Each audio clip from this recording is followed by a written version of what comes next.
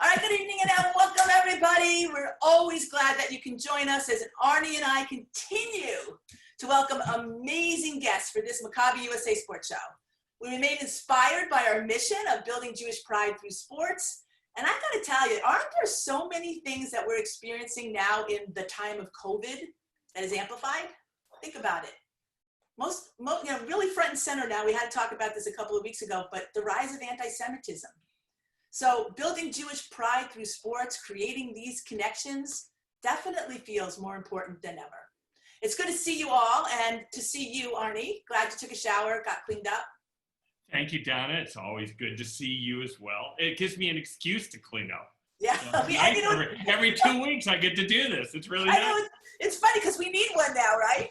So there's lots of happening in the world of sports. The leagues are all playing, the NBA, the WNBA, the NHL just got out of the box. Baseball is struggling. I'm not surprised not to see Ari Ackerman tonight, those poor Marlins. I think we're all hoping for Ari's sake, and I guess for baseball's sake, that it goes well, they can figure it out.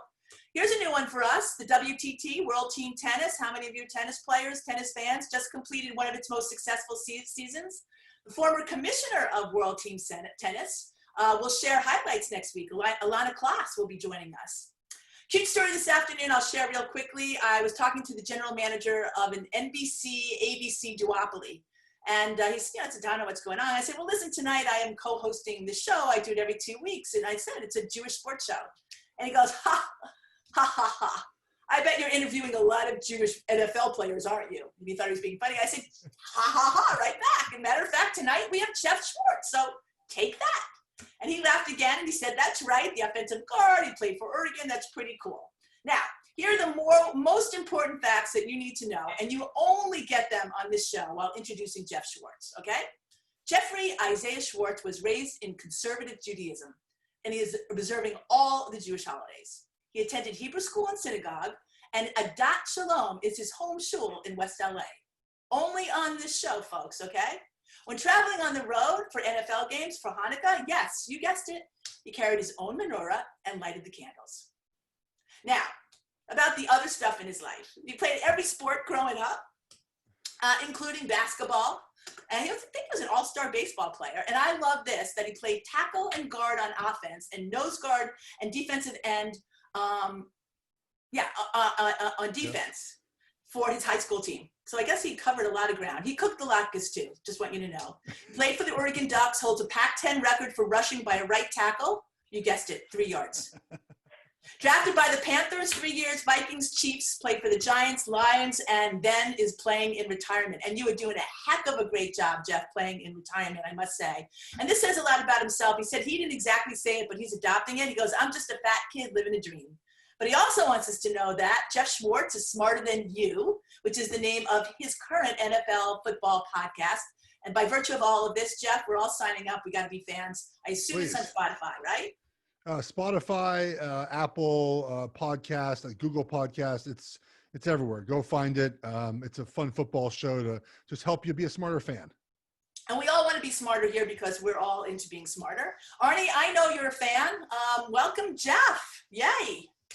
Glad to be here. Thank you for having me. That's quite an introduction. I don't think I've ever had one so thorough that went back to my high school stats and pulled them up on my high school varsity football team. That was awesome. Well, listen, only on this show. I mean, only here, yes. Right? Yes. I don't know whether you like sour cream or applesauce on your latkes, but maybe we'll get to that tonight.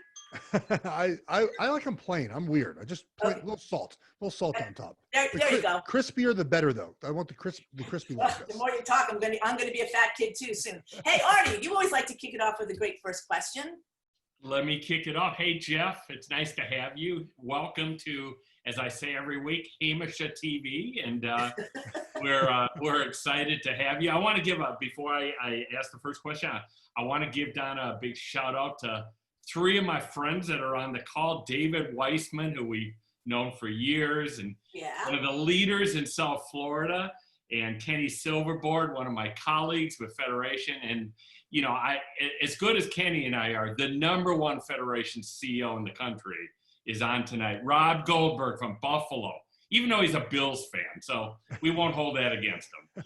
Welcome, everybody. We're so excited to be bringing you our, I don't know, 6th or 7th Maccabi sports show with lots more to still come. Right, and everyone is award-winning, obviously, Arnie. No. And like, you didn't even say hello to Evan Younglewell. He's on, and I haven't talked to him all week, and I'm feeling terrible. And let's continue to ignore Don Kent. With that, please take it away. Yeah. All right, Jeff. Look, I'm going to actually start even younger. I want to know how you developed that interest in football. I think I read that you started playing at about 13, and that I think your parents really wanted you to study for your get ready for your bar mitzvah. Yes. And also because of your size, I think there may have some size restrictions with youth football and all that. But let's start from the very beginning. How did you get involved in the sport of football? Well, I've been a sports fan my entire life. We grew up going to UCLA football games. My parents are alums, and so we went every weekend. That was Saturdays during the fall. We were either watching in front of a TV or we were at the Rose Bowl since I was about 5 years old. We went to Lakers games, went to Dodgers games. So I've always been a sports fan. I mean, we just watched sports in our family. That's what we did. And, I'm not even sure I even asked my parents to ever play tackle football until high school. I know they said I didn't play because of my bar mitzvah, and that was true. I mean, it's hard to play football when you're studying 3 days a week for that. And my size was definitely a problem. I was never going to really make a PB football team being as big as I was. But I don't remember ever asking, like, I want to play football. What happened was going into high school, like the June before we went to high school, we had a meeting at our middle school, and they were like, hey, here's the sports we offer at Palisades. Do you want to play football? I said, sure, sign me up. And I never got like a notice when practice was or anything else. So I didn't go to camp. Show up the first day of school, and my math teacher is the JV football coach. He said, who are you and why are you not playing football? And he brought me down the field for practice, and then I just started playing. I had no idea what I was doing as a freshman.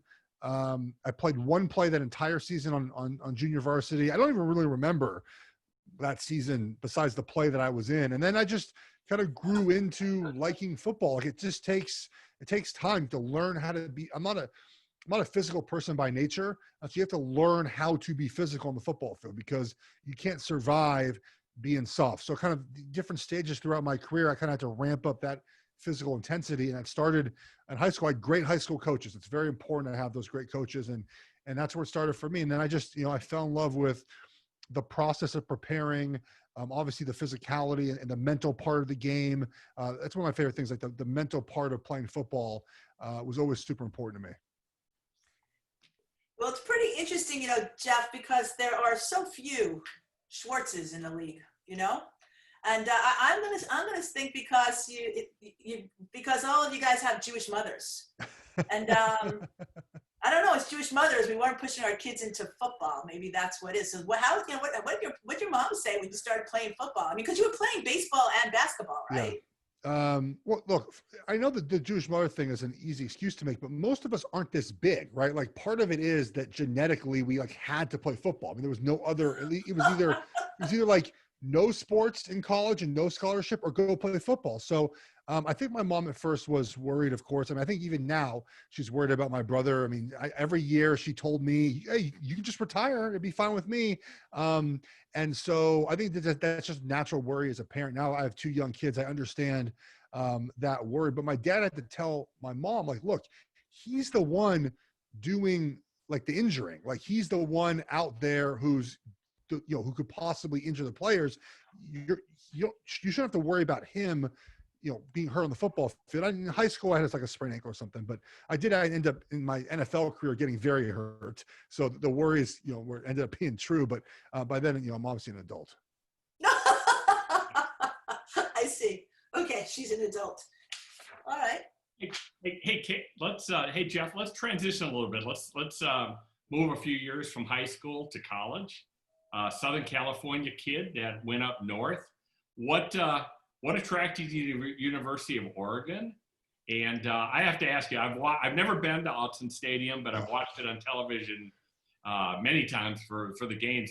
It looks like one of the greatest home field advantages in college football. But tell us a little bit about being in Eugene and that experience and why you chose it and what it's like to be a Duck. Yeah. I think through the entire recruiting process, a couple of things stood out to me. One is that I really felt there was a family atmosphere at Oregon. And for the most part, my coaches remained the same the entire time I was there. I had a new offensive line coach, but he was already in the program. And then Bellotti was there the entire time that I was there. So I like the family vibe of the football program, which was important to me. I also felt they didn't really BS me. I mean, they were kind of truthful throughout the entire process. And you kind of get that BS from other teams, which we definitely had at UCLA. So I always wanted to go to UCLA, but that didn't happen. Stanford was a place that recruited me very heavily. That did not work out. And so kind of just, not that I fell into Oregon, but it just happened at the very end. They were still there and everything they had done was right. And I felt a good connection there. And it was, look, I had a great time in college. Look, the rain is miserable. It's cloudy and overcast. I get that, but football was fabulous. I took my son back this year for the first time. I hadn't been to a game since I left in 2007. And it was so awesome being back in that stadium. It was a great experience. And it was cool to be at the beginning of this uptick in the program. We were getting there when I was there. 2007 was the first year we were kind of on the national radar as kind of an up and coming team. And then to see them evolve to where they're now, it feels pretty cool to be part of that beginning of this kind of, dynasty is the wrong word. We never won a championship, but this kind of long run of success at Oregon. Okay, so we got to recognize Kenny Silverberg because he just put in a great question, follows right in the conversation here. He says, if you were still active, would you play this year or opt out, do you think?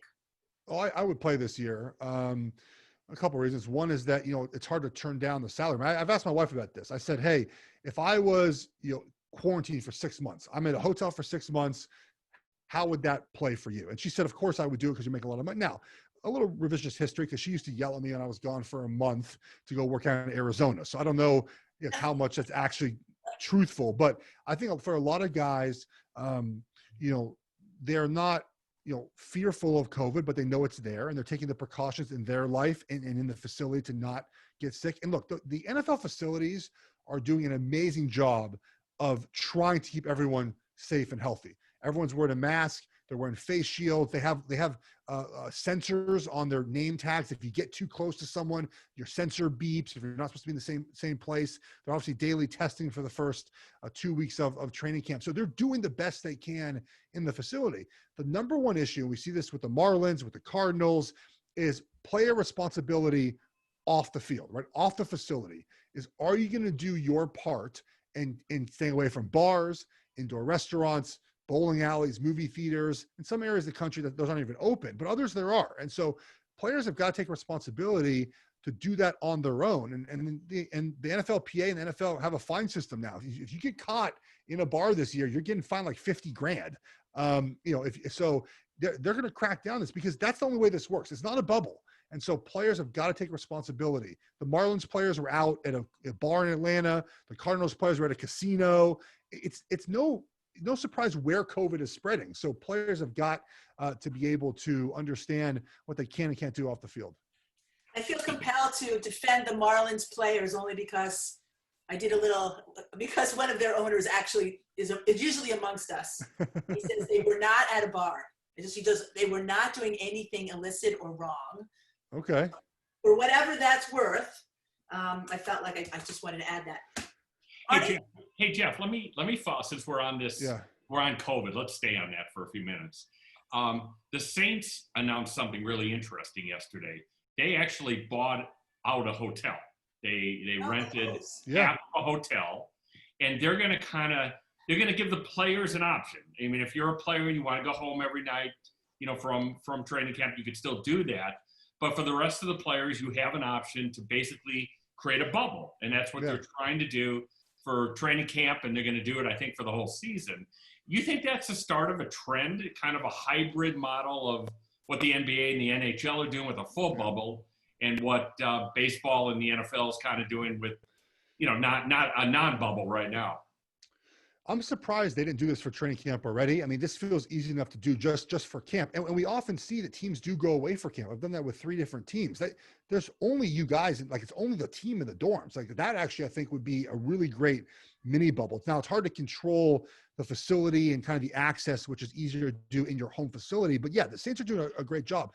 But I think that the important part of why this may or may not work the bubble is they said it's 150 people plus. Okay. So it's not just the football team. There's 80 football players, right?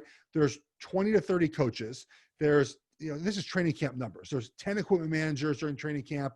There's 10 athletic trainers. There's security and ops people. There's other team personnel, scouts, and other people that are around. Like, it's a big operation. So you're asking 150 to 200 people to not see their families for months on end. And these are, again, kind of just they have regular jobs, equipment manager, trainer. Are you telling them they can't see their family for entire 6 months? They're not getting paid $7 million to do their job, right? You can sacrifice sometimes family time if the money is worth it for a lot of players. So I like the idea for training camp. It's just 1 month, get to the season, but I just think it's unrealistic to expect a 6-month or 7-month quarantine period. The NBA is doing it for the most at 3 months. Hockey's doing it right now. If the Rangers lose tonight, they're out of the bubble already, 2 weeks in and they're out. So other sports, they have done it. It's not for 6 months. So I think that's the issue with football, is that it's a long period of time to be quarantined. Well, I tell you what, there's tons of great questions here. So I'm gonna continue to pick off our community's questions here. Rob wants to know. Oh wait, this person did not want to be identified. They wanted to know, who would you attribute your athletic talent to? Your mom, dad, or both? Oh, they're both on the Zoom call right now. I don't know. I don't know who to attribute it to. My mom will claim it's her because she can shoot a basketball decently well. But I mean, I don't know. Probably my dad. I don't know. My dad was a basketball, baseball player in all growing up, and in high school was really good at it. Probably my dad. I mean, I got some from my mom. My mom's tall. I got my height from her. I definitely got my love for French fries and potato chips from my mom. So that's that's good or bad. But I probably my dad, I would imagine.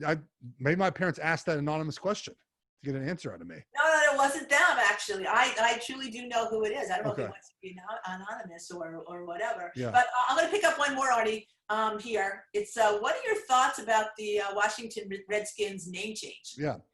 I mean, it had to be done, right? It was very clear it had to be made. And look, I know people are upset about this cancel culture idea, but big corporations look at money, right?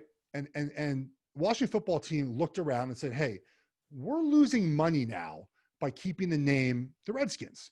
We need to change it because we need to rebrand our team and we need to move away from that imagery. I have friends that are Redskins, Washington football team fans, that say, hey, look, there's no market for them in the area. Their fans do not like them. This is a way to rebrand the team and move forward with maybe a better product. Now, Dan Snyder's still the owner. Maybe that product doesn't happen. But the thing about it is people get upset about cancel culture, but companies don't make these moves unless they've researched the financial part of it, right? Nike, for example, signed Colin Kaepernick. Everyone's like, I'm boycotting Nike. And their stock since then has just taken off, right? I mean, they've done the research on what these changes and why they're making them. So that's what it comes down to, is they were losing money keeping the team name. So change the team name. I don't know, obviously there's no team name for this season, which makes sense. That was too quick of a turnaround, in my opinion. And they'll have a new nickname by the end of the season, most likely. So you don't think there's any striking of social awareness or social consciousness in this decision? You think it was all? Well, look, there obviously was a push for that, but I do think in the end, if Daniel Snyder thought, hey, I can still make a ton of money keeping the name, that he would do. He said he would never change it a couple years ago. So I do think that now, as there is more social change, possibly that was part of this. And obviously the story that came out about the sexual misconduct that was happening in the facility didn't help him at all, right? I mean, that obviously played a part, I think, in wanting to change the name. But yes, our time now kind of make it easier to make this happen. But I would say for him especially, follow the money. He wanted to make this change to rebrand his entire organization.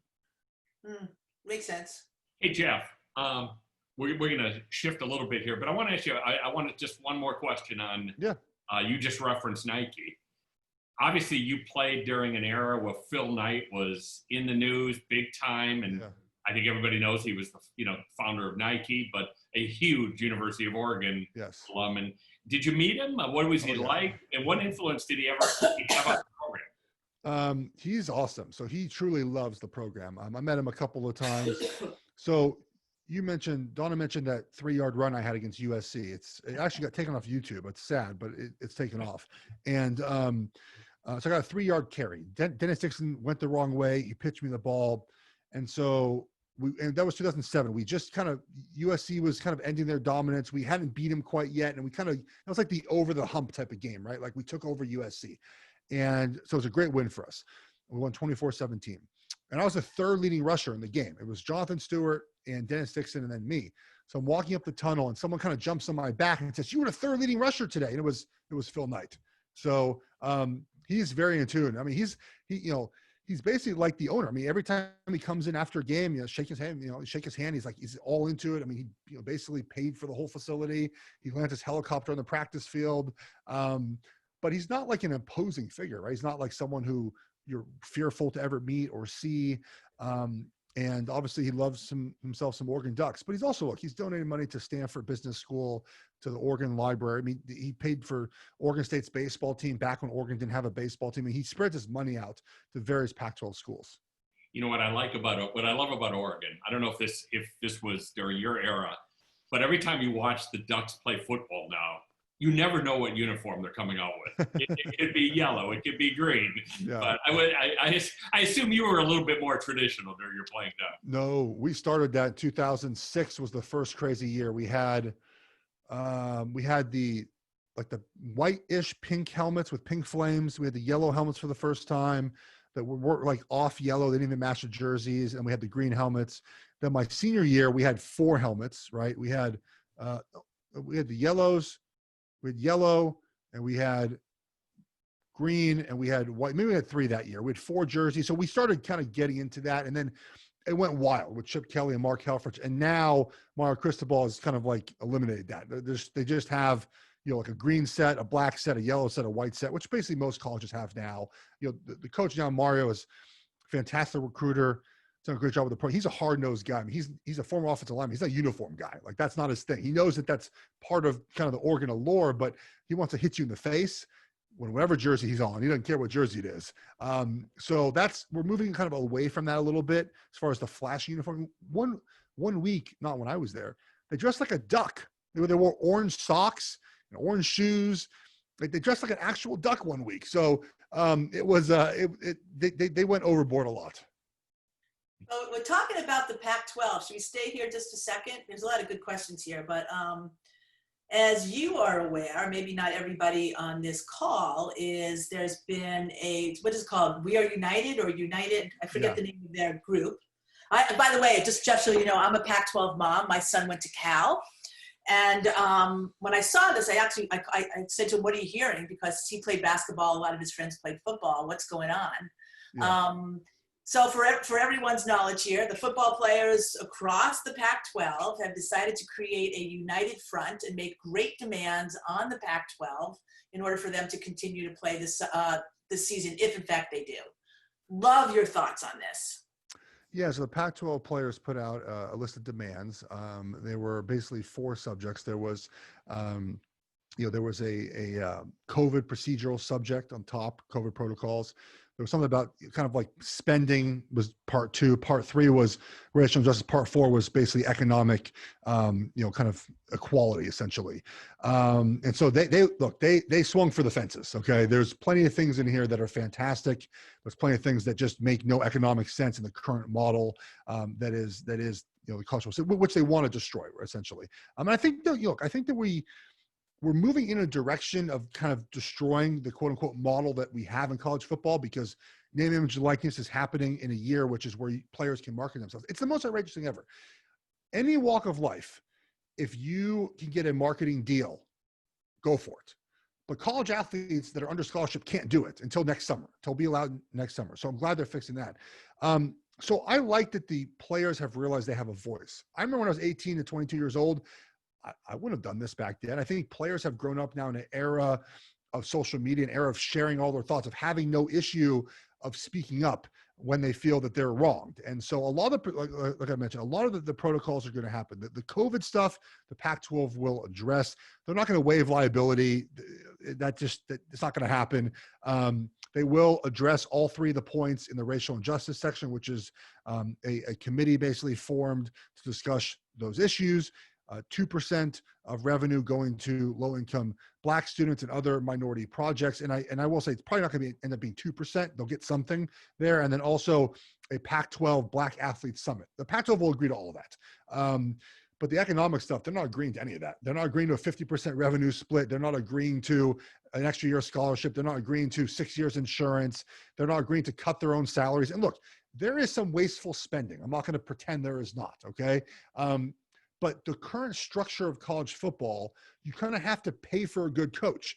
You have to pay for good facilities. If kids did not commit to facilities and didn't say, oh man, I love this facility, they wouldn't need it. But the kids like the facilities. They like being in there. They like having good coaches, and all of that costs money. And so if the Pac-12 were to say, okay, we'll reduce our coaches' salaries, which again, is not really legal, then we're not going to have good coaches. They're all going to leave us, and then we're going to be bad at football, which we're not very good at football right now. And so then we're not going to make as much money. And so there's a lot of things here that on the economic side of this demand letter that don't quite make sense to me. And I think it waters down the really good parts that I think will be done. The Pac-12 has a call on Friday, I think, with the Coalition of Players and Larry Scott, the commissioner. So I appreciate that, again, they're using their voice.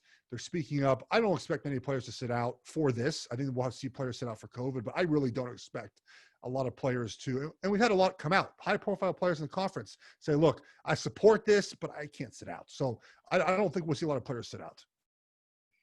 Hey, Geoff, let's stay on that topic for a second here. It's interesting. Commissioner Scott, who was on one of our programs just a few weeks ago, I know sent a letter right away saying they're going to look at it and get back to the players. But I'm wondering what kind of legs this initiative may have around the country with some of the other P5 conferences.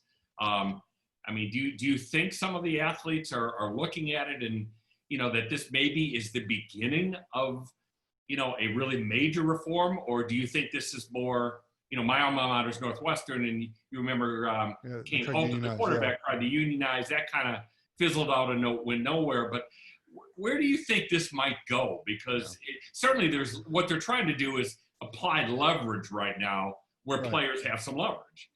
But the ultimate leverage is sitting out as a collective, right? And we know that's not going to happen, right? So they have to find a way to negotiate better terms, essentially, based off the demand. And the Northwestern thing is interesting because they basically ruled that we can't just unionize one school. It has to kind of be everybody. And so maybe there is a push now to unionize all of college athletics and find a way to make that happen.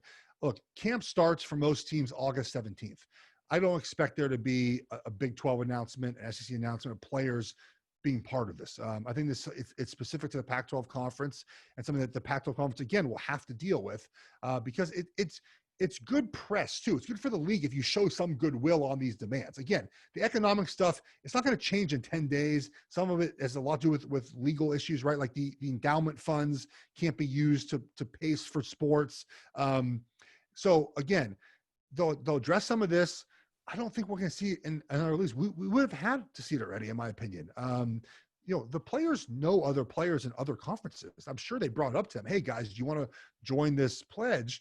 But I think there is, unfortunately, a lot of fear from players, from retribution from coaches. We saw an incident at Washington State that's still a little convoluted, but where a coach basically said, like, hey man, are you joining this? Because that might affect your status for next year. And other coaches are doing great with it. But that's why there's also a fear, I think, for a lot of players to join this because their coaches obviously are not going to like it if they're boycotting the season. Right. Not happening. Yeah. All right. So this question comes up, and maybe we should just spend a little time on it because we can, and you're so open, and I'm sure you talked about this before, Geoff.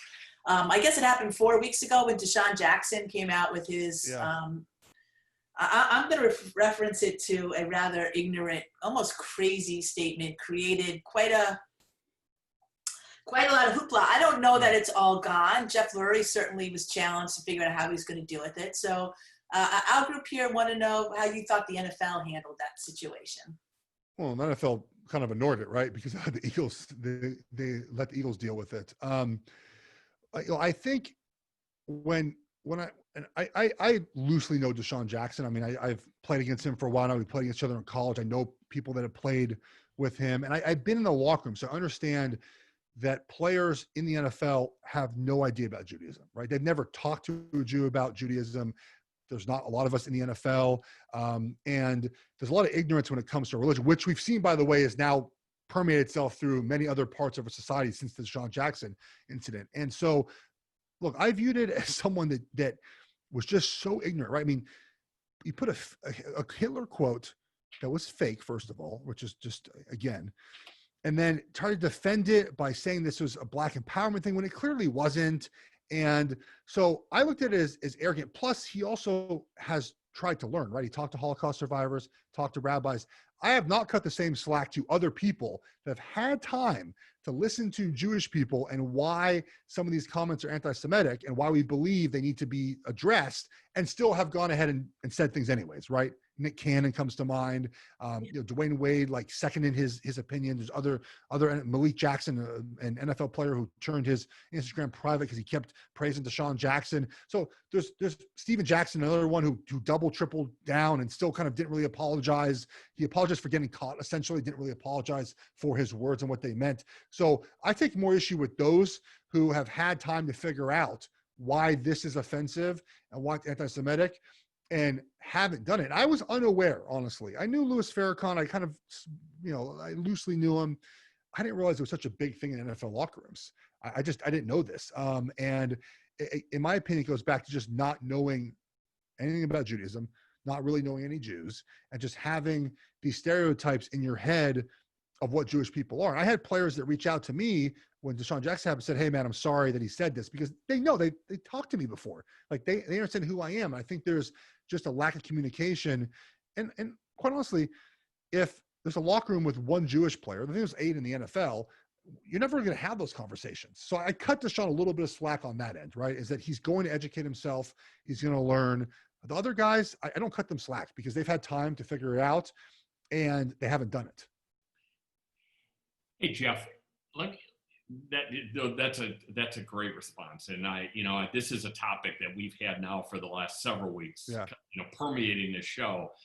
We saw today, candidly, another completely ignorant comment by Larry Johnson, who played for the Chiefs. And I mean, that one, for those that don't know, he made a comment dealing with blood libel and, every stereotype you could imagine about Jewish people, comes out of that trope. But I want to ask you about a comment that was made by Malcolm Jenkins, which to me was maybe the worst of all of them, because what he said was that given what's happening with our country and our sensitivity on all of the issues affecting race right now, that dealing with anti-Semitism in comments that some of the players have made is a, quote, distraction. Yeah. And that we shouldn't do it. And I think a lot of us on the call here, I know that we have a lot of people that work in the Jewish community. I mean, we feel very strongly that hate is hate. And whether it's racism or anti-Semitism, we've got to be shoulder to shoulders, standing and combating it together. That comment hit home in a really hard way. What do you think about that? I tweeted at Malcolm Jenkins. I told him, I said, the reason why it was a distraction from your movement is because no one denounced it. It became a story for days because you just didn't come out and say, "Hey, Deshawn Jackson, we don't tolerate that. We denounce your talk. We denounce what you said." And nobody did that. No, there were some. Zach Banner, give him credit. He came out very forcefully. But Jewish people, and I won't speak for everyone, I'll speak for, I think, myself and a lot of people I've talked to, we weren't asking for some grand gesture from Malcolm Jenkins. All we were asking you to say, "Hey, Deshawn Jackson, this is hateful speech. We don't tolerate it. Be better." Like, that's what we wanted. So it was a distraction because you didn't respond to it. That's what the distraction was. That's why it was a distraction. And so I was disappointed by that too, because I like Malcolm Jenkins. I think he's done a very good job on the Players Coalition. He's done a good job of raising awareness and using his voice and using his power and using his money. But I was disappointed, to your point, about him he couldn't say it. And he's like, "Oh, it was wrong." Yeah, we know it was wrong, but can you be a little more forceful? Can you actually explain why it was wrong? And I thought he missed an opportunity to really do that there. And I was disappointed. Like, again, my level of disappointment has grown larger since Deshawn Jackson. Like, I feel like I'm almost more upset at Malcolm Jenkins for just not he's smart enough to know this wasn't right. And he just had opportunity, like you mentioned, and just didn't really acknowledge it, just brushed it away. So then do you think the NFL should be doing something about this? They've kind of been hands off. Yeah, I don't know what exactly they're supposed to do. I know this was 7 years ago, but Riley Cooper, an NFL player, said the N-word at a concert, if you remember that. And I don't think the NFL intervened then. I mean, I think just the locker room took care of it. The problem is that the locker room can't take care of this because there's not many Jews in the locker room to take care of it. Yeah, I don't know what they should do, honestly. I've been asked this question a lot. I don't have a great answer. Sensitivity training, I don't know. I've been in a lot of those meetings. We have those. I mean, guys, they're glazed over. They're not paying attention, right? Yeah. Could I suggest going to the Holocaust Museum for for everyone to take a trip there? Yes, great. But they're not in every city. So I don't expect the Chiefs to fly to Washington, D.C. to go visit the Holocaust Memorial. So I think that it's tough for the NFL to do something meaningful here because, again, a sensitivity training, they'll probably add it in for this training camp when they do those talks. But I've been in those meetings, man. God, it's the end of the day. Typically, you just want to go home. No one's paying attention, and so I don't know what the NFL should do. The Eagles, the Eagles are right. They find him, undisclosed amount. His owner is Jewish. His GM is Jewish. They talk to him about it, and that feels like what the appropriate punishment should be, considering what they've done in the past for these related cases.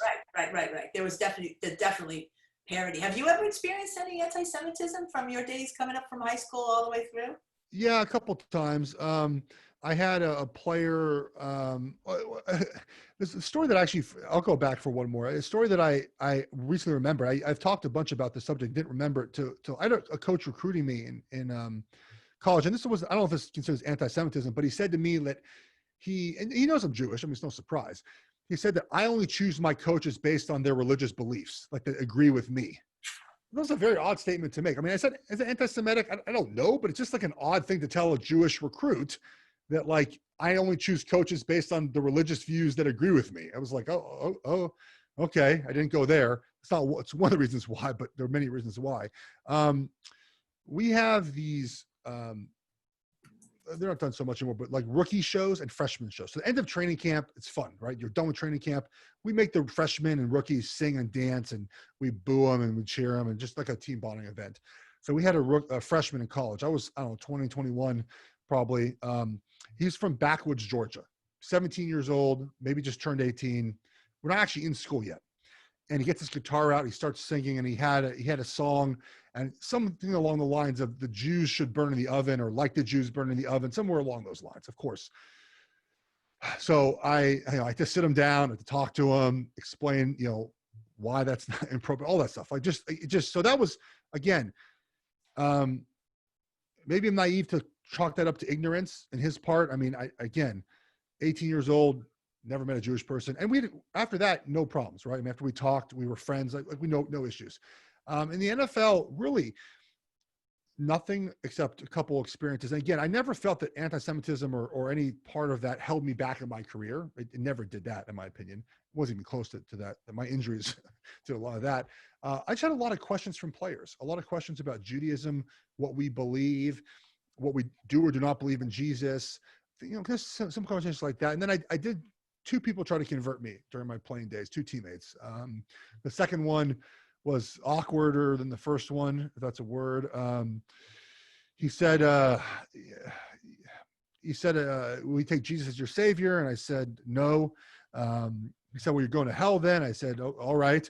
And then he said, well, your son's going to hell. And I was like, all right, conversation over, and just left. So, I mean, is that anti-Semitism? I don't quite know, but he was very forceful in trying to get me to convert to his religion. This is over breakfast in an NFL facility. Wow. That's hard to believe. Hey, let's talk about your brother. Yeah. And the relationship that the two of you enjoyed, and I think you played 1 year together in Kansas City, right? 2013. No. Yeah, we played each other in 2013, but we never played on the same team. Okay, so just talk about you both had careers in the NFL, and once you were done playing, I mean, how do you talk to your brother often? Do you talk about strategy, about opponents, about D linemen? I mean, talk a little bit about what that relationship is like. So for those who don't know, my brother is a 4-time All-Pro, the last 4 years an All-Pro. He just won the Super Bowl with the Chiefs. He does not need my help. So we do not talk about kind of scheming. When he was younger, we might talk more about that. I mean, when he came in the NFL, there was, it was conversations about, hey, not really even strategy, just what I saw in film from him, each and every week and whatnot. Now, basically, all I do for his games, I watch all his games, obviously, is that I know there's certain plays, having played the position for 8 years, that he's going to want to know what happened as soon as he's got in the locker room. So I'll text him during the game, like, hey, great block on this. Or most often I just make fun of him. Like, I saw you fall down on this play, or I saw this weird thing happen, and just to mock him because he needs someone in his life to mock him a little bit. We have a great relationship, though. Obviously playing the same position, going through this together has made us stronger. We love to cook. We kind of have the same interest in that as well. And it's been really fun to watch him play. I used to get really nervous watching him play. I was really nervous in the playoffs this year. Oh man. Like after they beat the Titans to win the AFC Championship, I think I cried. I just was like so emotional. I was just like, just watching that game, obviously winning that game, going to the Super Bowl was pretty incredible. But I don't get anxious watching him play anymore. Partly because he had this streak of 8,000-ish snaps in a row. He never got hurt for his first 7.5 years of playing. And this past year, he missed a couple plays. He got hurt. And so I felt almost a relief that I didn't have to watch every play and think to myself, is this the play he gets hurt on? Because we all get it. There's 100% injury in the NFL. You cannot get, you're going to get injured. And so I'm less anxious watching him play now because that streak is over. I know it sounds weird, but now just kind of, it's more fun to watch him play. That's so fun. Now, you said that you guys cook together, right? We haven't cooked together in quite a while, but we have, yes, in the past. All right, well, so like Steve Graber reminded us that you were selected to be on Guy's Grocery Games. I was.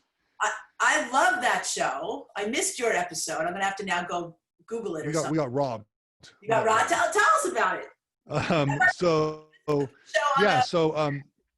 I had a producer just send me an email and be like, hey, you want to come on the show? And I was like, yes, I do. And so we worked it out, and I flew to San Francisco, drove to Santa Rosa, and he has a legit grocery store. Like everything in there except the end caps, which are for TV, are food. Like the amount of the cheeses, the produce, the seafood, it's incredible. Like the food in there is amazing. And so, yeah, so it was, he filmed another episode, then filmed our episode. It was so much fun. And it really, look, people ask me all the time, is the time real? Yes, you get whatever the time says, 30 minutes. There's none of that. But the reason why we lost, in my opinion, was it was stadium elevated. It was on your team. It was Carl Ruiz, who unfortunately passed away in the last year. So we had to make elevated stadium food. So we made basically a duck cheese steak, excuse me. And it was fantastic. It was 3 layers of duck, basically like duck 3 ways, 4 different cheeses. And we poured duck fat on top. And it was great. I got it. Yes. And then by the time that the judges ate the food, real time was like 20-25 minutes. So the food wasn't good anymore. It wasn't hot. So they ate like a warm-ish sandwich that's supposed to be piping hot with fat poured over it. And so it wasn't very good. And so we got booted. And in the show, though, we could do our judging first when it aired. We were actually third in real life. So there's a little stuff of kind of production about the way it works. We had to film some things in the middle. So it was a ton of fun, though, man. And then the best part was after it was over, they had to cook some extra food that was going to go bad. So they made scallops and made some other stuff. And people that work there is on their way out, just grab stuff off the shelves and go home. It's a real grocery store. I'm not kidding. It's a real thing. So Guy was awesome. He was a ton of fun to be with. A cool guy. No ego. It was fun to hang out with him. Hey Jeff, you and I are going to go to Jacksonville. We're going to go to Donna's Kitchen and cook. I want to see you cook up the greatest meal for all of us. Okay. Ooh, the greatest meal for all of us. COVID is over. We'll wait till COVID's over here. Yes, please. I could do that. Yeah, I have a good kitchen. I have a good kitchen. It doesn't get used much. So yeah, that would be great. hey Jeff, how cool was it to see your brother in the Super Bowl and to win a Super Bowl? I mean, what was it like for the family, and where were you all, and who was there? It had to be quite an experience. Yeah. Well, we were in the stands, obviously, in Miami. the game was nerve-wracking. The Niners were up 20-10 with 7 minutes left in the game. I thought it was over. I might even tweet it out like, this thing's done. And obviously the Chiefs coming back. I think it's, to see Mitch so happy and see how fulfilled he was by winning that championship was something that, I'll never forget, obviously. And I'll tell you what, the Chiefs fans have long been tortured for years. The tortured fan base. They didn't win a home playoff game for like 25 years. They were like 0-7 in the playoffs at home. It was miserable. And so sitting in the crowd with the Chiefs fans was an experience that I'll never forget. It was the passion, the emotions of the game, the up and down, the pure joy as the clock is winding down. And then the post-game party was out of this world. It was, I'm not a party person. I don't drink. That's saved for my wife. And they had Flow Rider. This is at the team hotel. So we get back to the hotel. Everyone's like, of course, they won the Super Bowl. Everyone's in the greatest mood of all time. They went to Flow Rider, performed at the hotel, and then Pitbull came on and did an hour show. It was unbelievable. It was so much fun. It was the most fun I ever had any night. We were up till 4 a.m., which is like, I'm going to go to bed as soon as this is over. Like, I'd go to bed early. It was so much fun. That whole day was great. And it was, we slept the next day. It was a tired next day, but it was a really cool experience. Well, I think you had the whole country, unless you were from the Bay Area. I have to tell you, because of Coach Reed, and I think everybody was cheering for the Chiefs. I think it was a lot of fun, and you're right, that game could have gone either way. Had that pass been completed towards the last few minutes to Samuels, the game could have turned very quickly. But what a great moment for your family and your brother, yourself, and everyone. But Arnie, this story wouldn't be complete if Geoff didn't tell us what he asked his brother at the press conference. Oh yeah, so I wore a mustache and a wig, which obviously was very easy to tell who it was. And Mitch would not take a question from me at all. But I think I asked him, geez, that's a long time ago now, Mom threw this question in here. I think I asked him, I don't even know what I asked him now. I think it was something about I think he lost to me in our first cook-off that we ever had. I think it was a question about that. Was about our first, who won the first cook-off between us, which was me. I've actually won quite a few cook-offs against him. I don't know if I would now. I mean, he's gotten much better, but I think that was I don't remember now. That's a long time ago. That's a very specific question.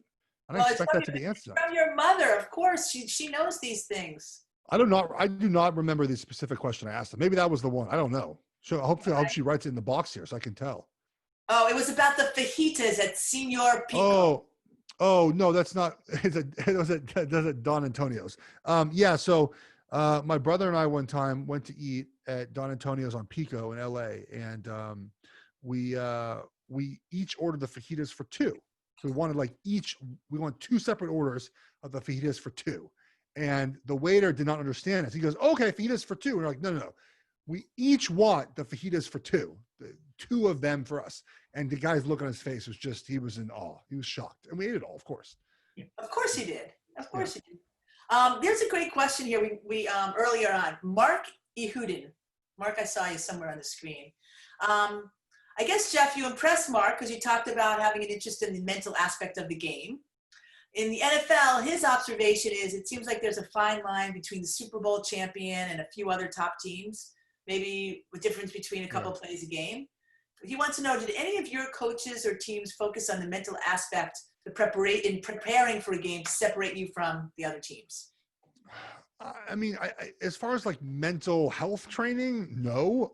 But as far as, preparing for every moment in a game, yes. I mean, Tom Coughlin, Andy Reid, they did a great job of preparing you to play well in any moment of the game, right? Preparing for specific situations to happen in games. So when, there's a situation that might not unfold as the way it's supposed to go, you're able to make it happen. But there wasn't like specific mental training.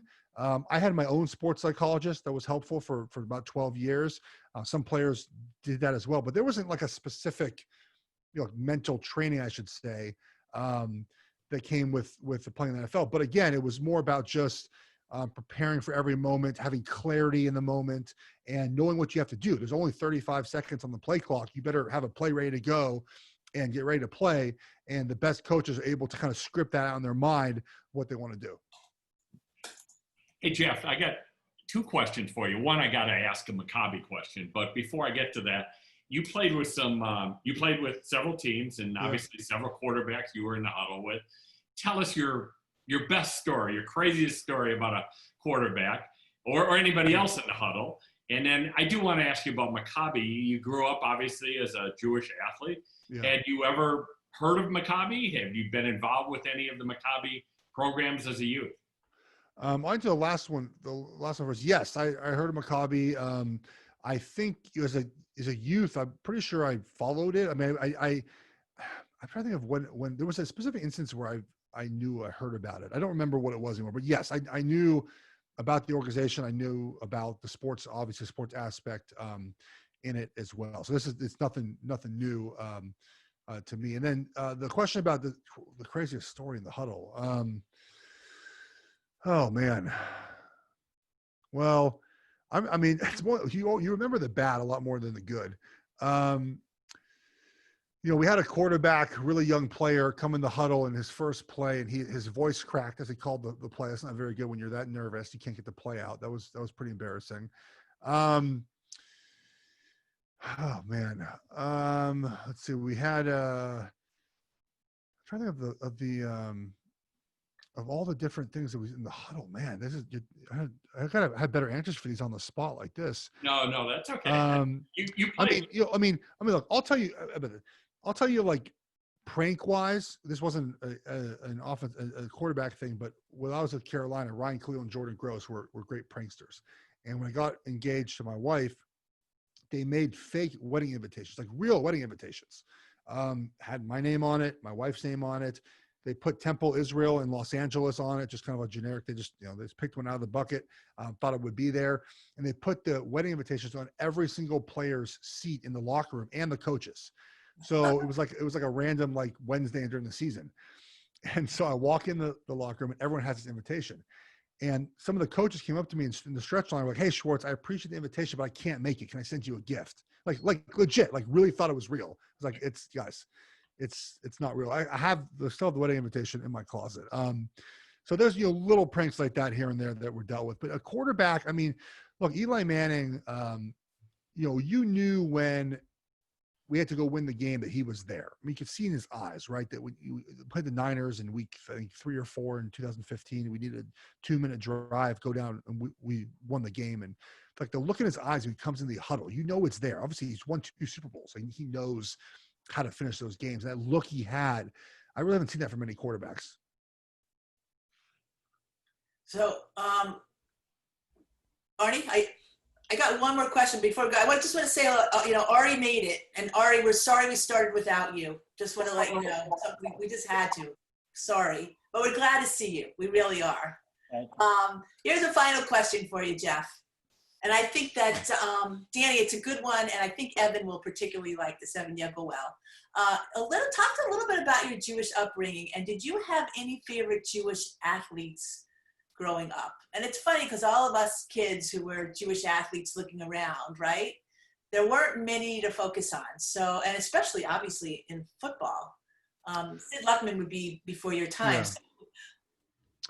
Well, I mean, look, my Jewish upbringing was I kind of think the backbone of who I am, right? I mean, that's what I tell people. To what we kind of preach in our family now is my kids went to Jewish preschool. My son's in Hebrew school. My daughter is actually they just started this week back at preschool, and it's a strong teaching of just be a good person, right? Like that's being a good person, compassion, empathy, which we need more, a lot of that in the world right now. And those are the kind of the values that I think I took with me. Obviously, a big family presence in the Jewish community, but those to me are what was important. And what I try to teach my kids, I mean, just look, kids, we use our manners, we do the right thing. We're nice to people. We show compassion, empathy to people that aren't the same as us.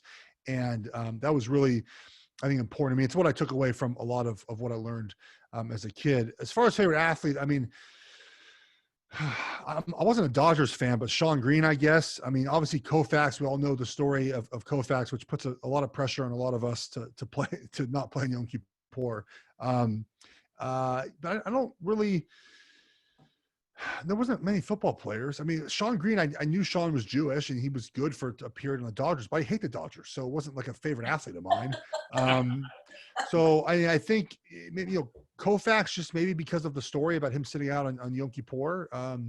But of course, I mean, he was finished in the 60s. I was born in 86. So it's not like I saw him play either. So probably those guys, I would imagine.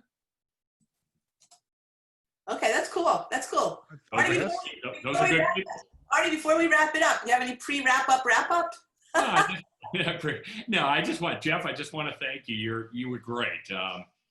Your answers were so honest and candid. And what I want to do is invite you to join us at Maccabi. In a couple of years, we'll be in Israel, God willing, in the summer of 22. And it's the third largest sporting event in the world. So come join us in Israel. You'll love it. And it's just an honor to have you on the show. It's really wonderful. I will accept your invite to Israel. We went to Israel, my wife and I did a couple of years ago. It was the greatest trip I've ever taken. I will go back in a heartbeat. I'm totally in. All right, totally in. Love it. Jeff, you are amazing. I can't tell you how grateful we are for sharing your stories, just how candid you are. All of us, guys, we got to rally around. Give us the name of your podcast again. Oh, Geoff Schwartz is smarter than you. It's a okay, football clearly podcast. Tonight you proved that over and over again. We want to not only thank you, but thank your parents for being here tonight and also doing the world a great mitzvah by bringing not one, but 2 Jewish NFL players into the world. I mean, I'm feeling totally and absolutely underachieving tonight because, no hope here for my sons playing in the NFL. I want to thank our entire Maccabi USA team. Marshall, I saw Marshall and your dad tonight. Isn't that nice? I always see your dad. Our amazing producer, Don Kurtz, and his wonderful mom, Mackenzie, and Steve Graber. Thanks for that great question. And Shane. And, of course, Don Kent, who we will continue to ignore. All of our volunteers and officers next week, everybody. I know you're waiting with bated breath. Oh, Danny. Danny's welcome. Danny, good to see you. Thank you for your question. It's the incredible Ilana Kloss. For those of you who don't know Ilana, I'd be surprised. Former #1 ranked tennis player in the world in doubles. She's been the commissioner of World Team Tennis, finished top 5 in several majors. She's from South Africa originally. She has been a force not only in the world of tennis, but in sports in general. And here's another little tidbit. She has been a Maccabi participant in 1973 and 1977. And as you all know, we'll just have a lot of fun because that's what we do, taking pride in building sports, Jewish pride through sports. So Arnie, take us home. And the shows just keep coming because after Ilana, for everybody that wants to mark your calendar, September 1, we have the wonderful Nancy Lieberman, one of the greatest female players, one of the greatest players, not female, just every in basketball. And then a couple weeks after that, we're going to do a baseball show. We've got Skip Bertman, who was a legendary Hall of Fame coach at LSU and one of the owners from minor league baseball. We're going to have a great discussion. So the shows just keep coming, Donna. It's so much fun to be with you. Same here. Thank you, everybody, for joining us every other Tuesday night. And we'll be back with you 2 weeks from tonight at 8 o'clock Eastern for the next great Maccabi Sports Show. Awesome. All right, everybody, take care. We don't have it. You know what? We need traveling music. Danny, next show, we need music. Next show, a theme song coming up. People can go off back to their lives with music. I think it's really important. Okay? Absolutely. Really important. And Ari Ackerman, you're with us now. So when we talk baseball, we'd love to have you come and talk baseball with us. So my pleasure. I've turned down a few interviews this week, as you can imagine. But I can imagine, yeah. Hey Donna, before we asking you, Ari, about your vodka recipe. Come on, you can dish on that, huh? Hey Donna, before we adjourn, we want everybody to buy the book. It's called "Writing, Eat My Schwartz: Our Story of NFL Football, Food, Family, and Faith." So go ahead and make sure you purchase that book out there. Please. Oh, wow, that's adorable. Look at those pants. You look like you're golfers. Very adorable. Yes. Love it. So thanks, everybody. We'll see you soon. Yeah. Good night. Bye, guys. Take care. Thank you. Thank you, Great job. Marshall. Bye.